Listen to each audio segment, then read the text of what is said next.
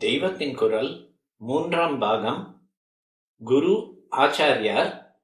குரு இலக்கணம்.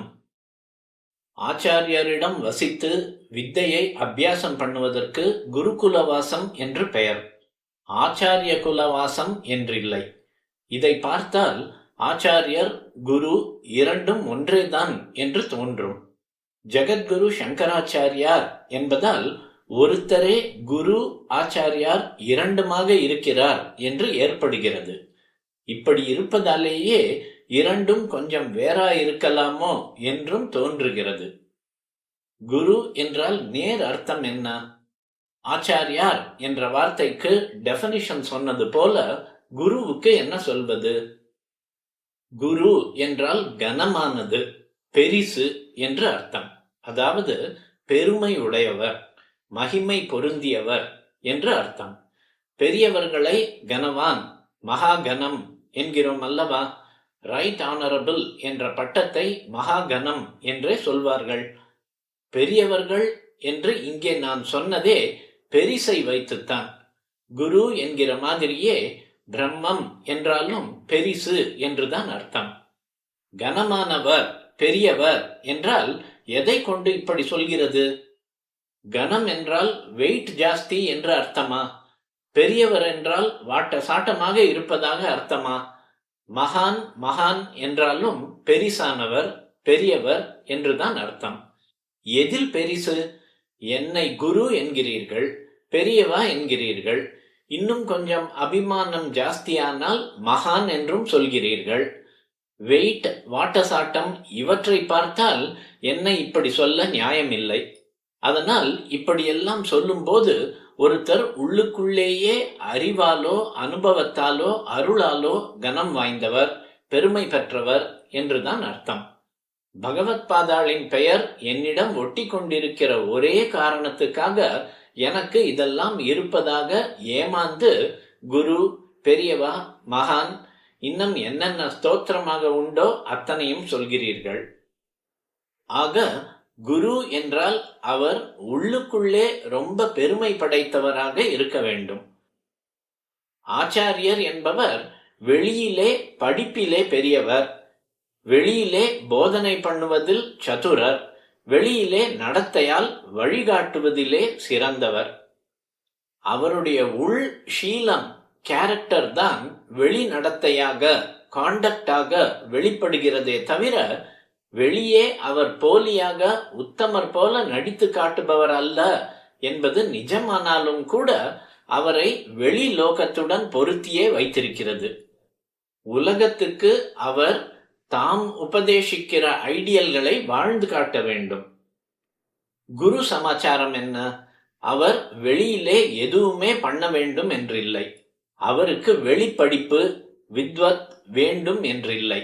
அவர் சாஸ்திரங்களை படித்து கரை கண்டிருக்க வேண்டும் என்றில்லை.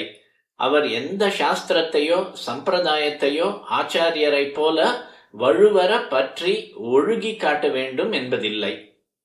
ஏன், அவர் வாயை திறந்து போதனை பண்ணணும், உபதேசிக்கணும் என்று கூட இல்லை.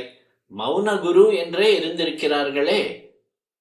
தன்னில் தானாக நிறைந்து ஒருத்தர் எங்கேயாவது தன்னந்தனியாக உட்கார்ந்திருந்தால் கூட அவருடைய உள் பிரபாவம் தெரிந்தவர்கள் அவரை குருவாக வரிக்கிறார்கள். அதற்காக அவர் இவர்களுக்கு சாஸ்திர பாடம் சொல்ல வேண்டும் என்பது இல்லை.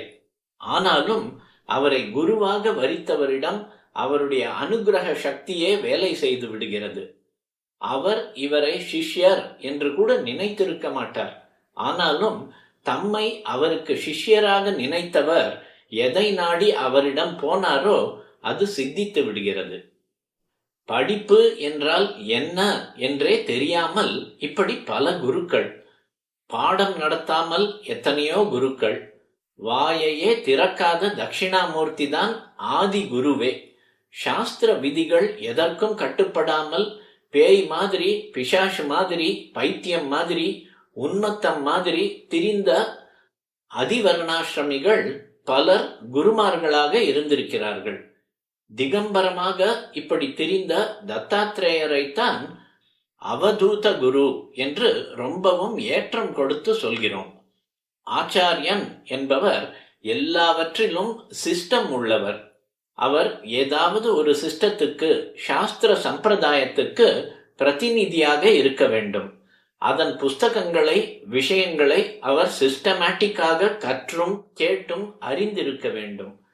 இதை மற்றவர்களுக்கும் சிஸ்டமேட்டிக்காக டீச் பண்ணணும். எல்லாவற்றுக்கும் மேலே தாமும் சிஸ்டமேட்டிக்காக வாழ்ந்து காட்ட வேண்டும். குருவுக்கு இப்படியெல்லாம் இருந்துதான் ஆக வேண்டும் என்று நிபந்தனை எதுவும் இல்லை. அவர் உள் அனுபவி. அவருடைய அனுபவத்தின் பெருமையாலேயே அவரை மகான் என்பது. அவர் கனத்தாலேயே குரு, கேரக்டர், காண்டக்ட், ஷீலம், நடத்தை என்பதற்கெல்லாம் அவர் மேலே போனவர். பகவானின் கேரக்டர், காண்டக்ட் எப்படி என்று யாராவது பார்ப்போமா? அப்படித்தான் இதுவும். சாஸ்திரத்தை பார்த்து பண்ண வேண்டும் என்பதும் குருமார்களுக்கு இல்லை. ஆத்மா அல்லது பிரம்மம் என்பதோடு சேர்ந்த ஞானிகளாக அவர்கள் இருப்பார்கள். அல்லது ஈஸ்வரன், பகவான் என்கிற மகா சக்தியுடன் டச் உள்ளவர்களாக இருப்பார்கள். அல்லது மனசை அடக்கி சமாதியில் இருக்கிற யோகிகளாக இருப்பார்கள்.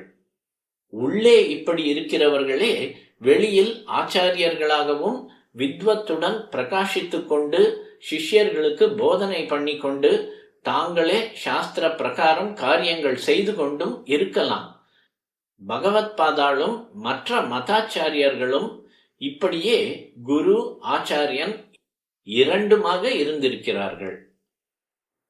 ஆத்ம சாட்சா்காரம், ஈஸ்வர சாட்சா்காரம், யோக சமாதி என்கிற அளவுக்கு போகாவிட்டாலும் முன்னாளில் வித்யாபியாசம் செய்வித்த ஆச்சாரியர்கள் எல்லோருமே உள்ளூர ஒரு பெருமை படைத்தவர்களாய் இருந்ததால்தான் அவர்களை குரு என்றும் அவர்களிடம் போய் படிப்பதை குருகுலவாசம் என்றும் சொல்வதாக ஏற்பட்டிருக்கிறது. ஒரு சிஸ்டத்தில் கட்டுப்படாதவராக இருந்தாலும் கூட சொந்தமாகவும் சாஸ்திரங்களை காட்டியும் நிறைய உபதேசம் செய்த குருக்களும் உண்டு. அவர் சொன்னபோது அவை குறிப்பிட்ட சாஸ்திர சிஸ்டமாக இல்லாவிட்டாலும் அவருக்கு பிற்பாடு அவை அவர் பேரிலேயே ஒரு சிஸ்டமேட்டைஸ்டு சாஸ்திரமாகி அவரே அதற்கு மூல ஆச்சாரியர் என்று ஆகிவிடுவார். வெளியிலே சிஸ்டப்படி இருந்த அநேக ஆச்சாரியர்கள் உள்ளே தனக்குத்தானே ஒரு பெருமை படைத்த குருவாக இருந்திருக்கிறார்கள். குருவாக இருந்த பலர் எந்த சிஸ்டத்திலும் வராமலும் இருந்திருக்கிறார்கள்.